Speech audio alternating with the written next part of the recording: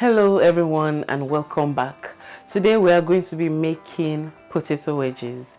These potato wedges are very crispy on the outside and they are really soft on the inside. And they don't require boiling or parboiling or putting them in the freezer. All you have to do is to season the wedges very well and then you bake them in the oven. So let's get started. I've got 3 pounds of russet potatoes here and I've washed everything. I've thoroughly scrubbed them. I'm not going to be peeling them. That is why I decided to scrub everything really nice and good. The next thing is just to dry this up very well.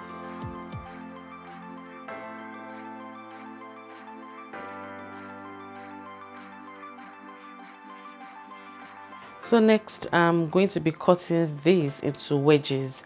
Depending on how big the potatoes are, I'm going to be cutting some into 4 and some into 6 pieces. And if your potatoes are way larger than mine, you can go ahead and cut them into 8 pieces. I'm going to be adding all my cut up potatoes inside a large bowl. I'm using a very large bowl because I'm going to be mixing my seasoning with this inside the same bowl. Alright, I'm going to season this now with my garlic powder, onion powder, black pepper, paprika. I'm using smoked paprika today, but plain paprika will work just as well.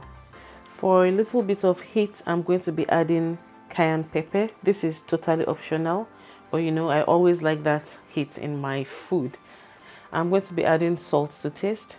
And finally, I'm going to be adding my secret ingredient, which is the olive oil. So I'm using 4 tablespoons of olive oil for 3 pounds of potatoes. So don't be scared. Don't be scared. You need this oil to make all your potatoes really crispy once it's done. And by the way, like I said, I used olive oil, but feel free to use any good cooking oil of your choice. So what I'm doing right now is just mixing everything. You want to make sure all these potatoes are well coated with the ingredients.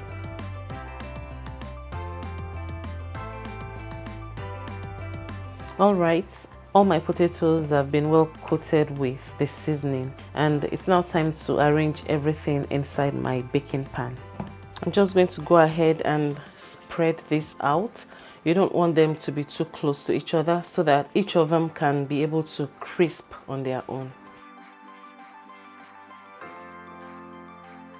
I'm now going to be taking this to a 425 degrees preheated oven and I'm going to be baking them for about 35 to 45 minutes until it becomes well browned and crispy on both sides.